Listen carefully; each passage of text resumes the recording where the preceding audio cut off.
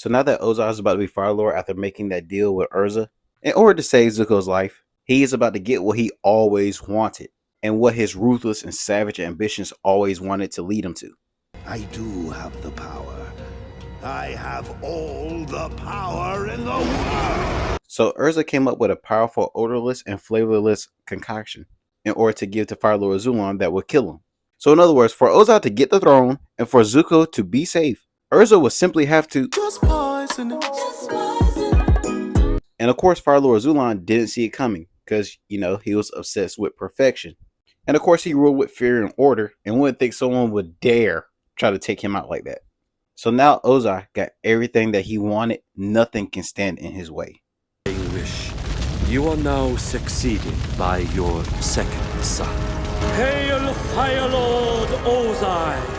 So he became Fire Lord in 95 AG. So his reign was 5 years. So with Ozai being the Fire Lord now, and his wife is kicked out, aka banished, and he has the entire Fire Nation under his control. Oh, and side note, Urza did want to take Azula and Zuko with her, but Ozai said, if you do that, I will hunt you down, and then kicked her out.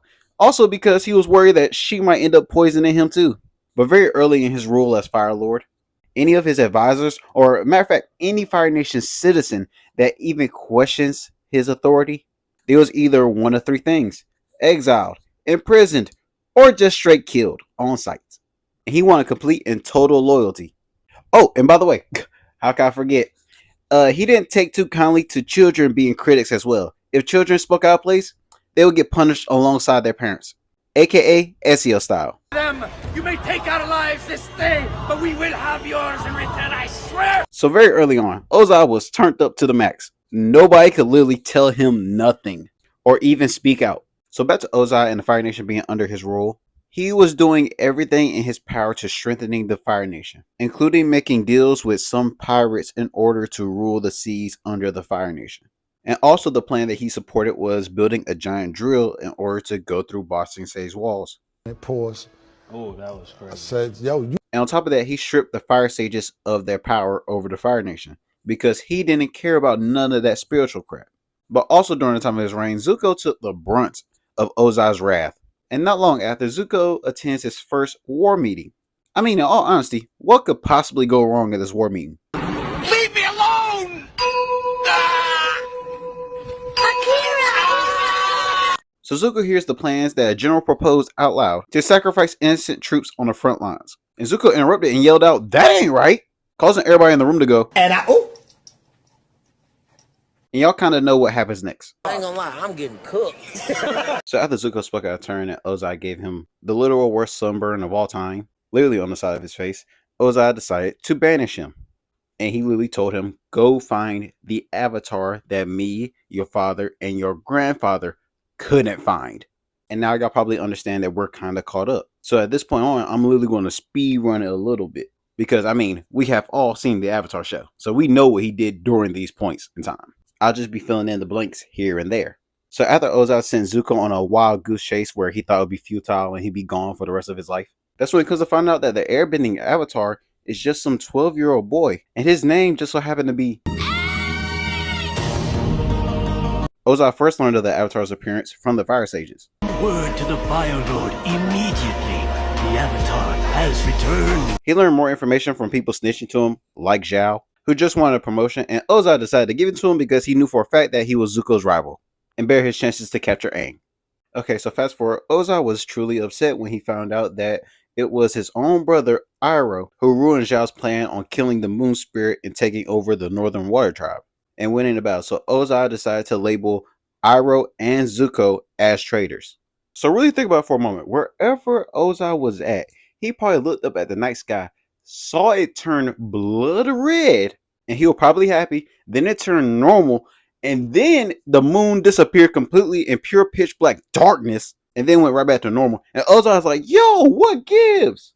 Like, you know what? Whoever did that, we are branding them a traitor. Ozai just wanted to take over the War Tribe. He didn't care if he destroyed the moon in the process. He's like, yo, whoever failed this plan, they are labeled traitors.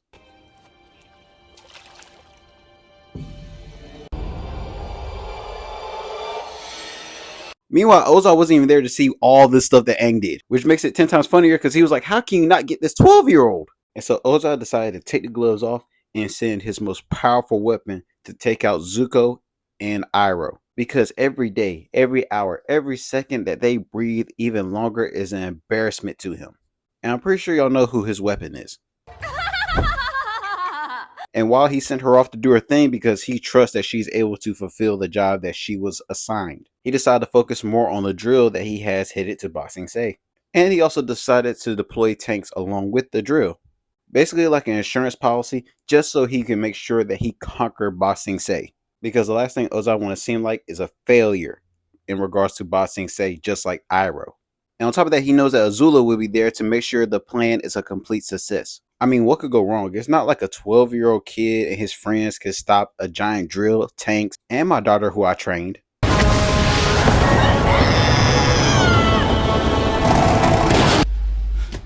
How? But after that incident went down, Azula hit Ozai with a good old-fashioned, Still to be happy about. You're up 2-0. Job's not finished.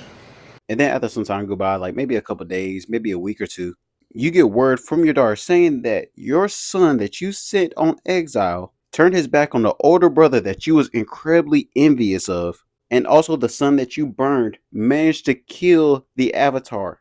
The very same Avatar that your father and your grandfather spent years searching for. And he does it in your name and swears to pledge loyalty to you as the Fire Lord. And mind you, this is the same son that Urza, his wife, cherished so much because Zuko was so much different than Ozai. And hearing this news, Ozai was amazed at Zuko's cutthroat ability, having Ozai thinking maybe it's not too late. Maybe I can mold him into the heir that I want him to be. And it would be so perfect to have Zuko follow in his footsteps, knowing Urza tried to prevent it. So of course, if we fast forward a little bit, we find out that, Zuko tells Ozai that the Earth Kingdom is a very strong nation, and they are very strong people, as long as they got hope and each other, of course. And of course, Ozai said, you might be right about that. Oh well, might as well burn the entire place down to the ground. And he truly believes that that is a logical solution. Like, really think about how insane that is. And of course, he goes over the plans in regards to Day of Black Sun, where he evacuates Capital City and prepare everybody for the invasion. And he goes hides off in his bunker. But what he didn't plan for was, this. You here? I'm here to tell the truth.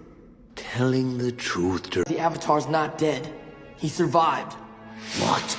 In... Get out of my sight right now if you know what's good for you. Me, or this defiant breath will be your last. Ozai is incredibly arrogant, but he also is very short-sighted, which makes it very easy for him to be caught off guard and surprised very easily. They basically have a whole father-son talk, and I can't really show much of it simply just to, avoid copyright. But those of y'all that seen the show and remember that iconic scene, y'all understand why that was such a big deal. Telling Zuko's mother is actually alive, and technically since he did treason against the Fire Lord, Ozai kind of got the green light to do something that he'd been wanting to do for a while now.